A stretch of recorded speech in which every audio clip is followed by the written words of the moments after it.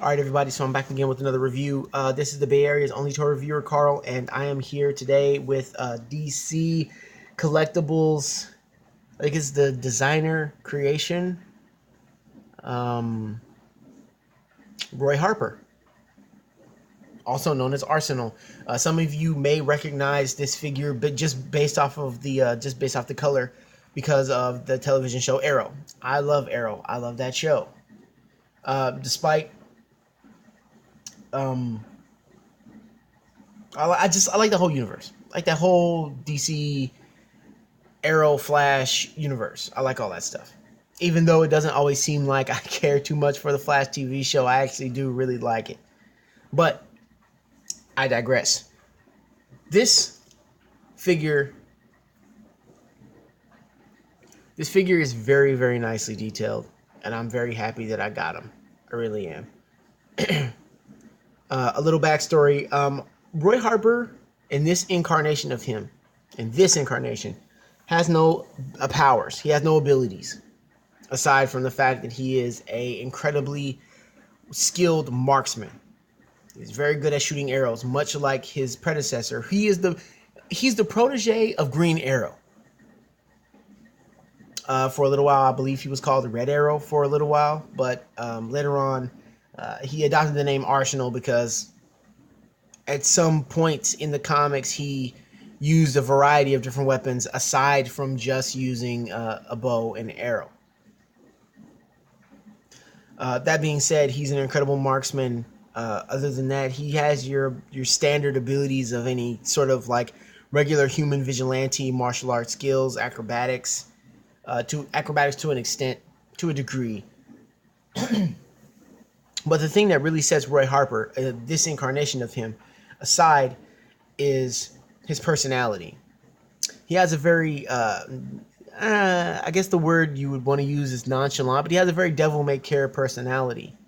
He's very good at what he does, and he knows it.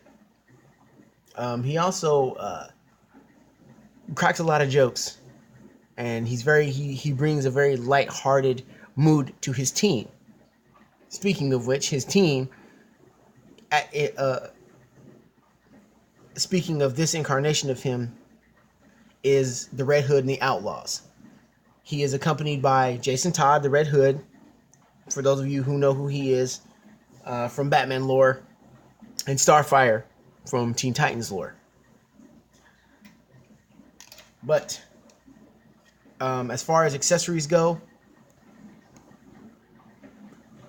he comes with this bow. If I get it to focus. He comes with this bow, nothing special, nothing crazy. It's got most minimal details, red. This is actually a string, so that you can pull it back for if you want to do the shots with the arrow. But yeah, there's that. And as you can see, he holds it just fine. He also does come with an arrow, but I do not know. I didn't lose it, but it's just in the box somewhere, and I don't want to get it. So let's get into the articulation of this guy. His arm goes around 360, so it's the same thing for the other side. Arm goes out to about there, goes into about there. Got bicep swivel. Same thing on both sides. Single elbow joint, forearm swivel. Nothing on the wrist. It's got a leg that goes out to about there. Get your back to about there. This is pretty nice. Nothing here as far as there's no type of interlocking mechanism here that allows his thigh to swivel. No lower thigh swivel, no upper thigh swivel, no nothing. But he does have a single jointed knee, a upper calf swivel. Get you hinged, will get you about there. Back about there. It's the same thing on both sides. Now, as far as the head does I already ruined the gimmick.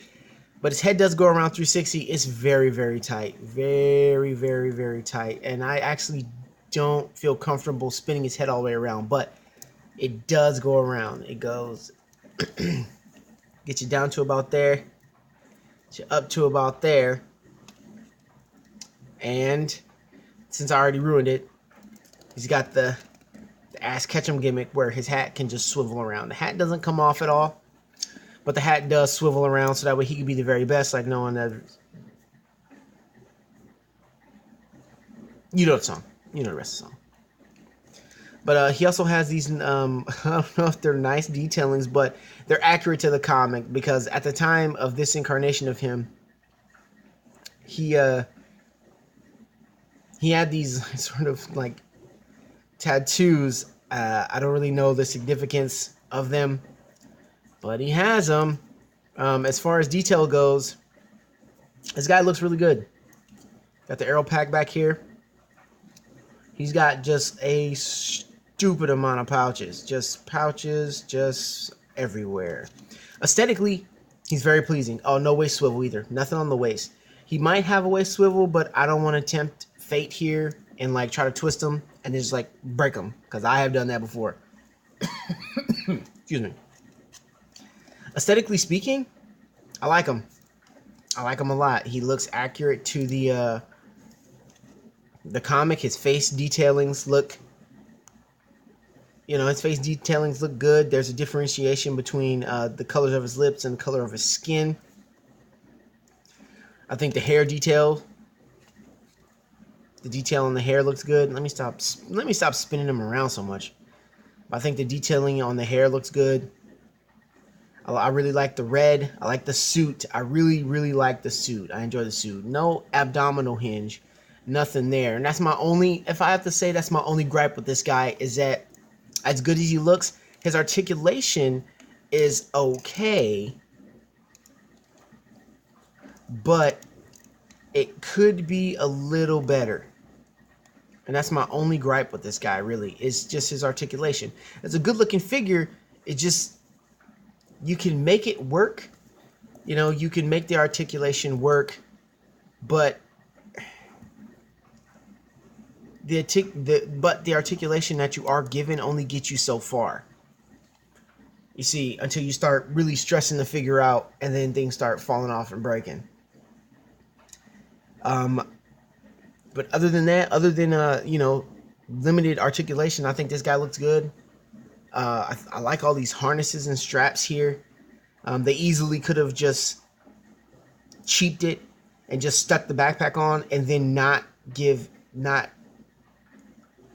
any sort of reasoning or logic as to how the backpack is sticking onto his back, but they really went the extra mile as far as like putting on these straps here. And all these gimmicks on his costume, he really does look like he does in the comic book. And that's a great thing. That really is. The details look good. And I feel like I've said that like 100 times already. But if you... and I don't really think that there are too many representations of Arsenal or the Red Arrow or Roy Harper. I don't think that there's too many. There's the CW one, the one from the television show. But I usually don't get those just because I think that they look kind of off and they seem kind of fragile to me. But if you are looking for a Roy Harper figure and, you don't mind this aesthetic look, then I highly recommend picking him up. He goes well with the Red Hood and the Starfire because they're from the same line. So they fit. They look like they fit together. It's really this guy's really cool for a figure that you wouldn't necessarily see a lot around. So final verdict, I say he's a buy. If you don't mind limited articulation, he's good. He's good. But until next time, this is the Bay Area's only toy reviewer, Carl. I'll see you next time.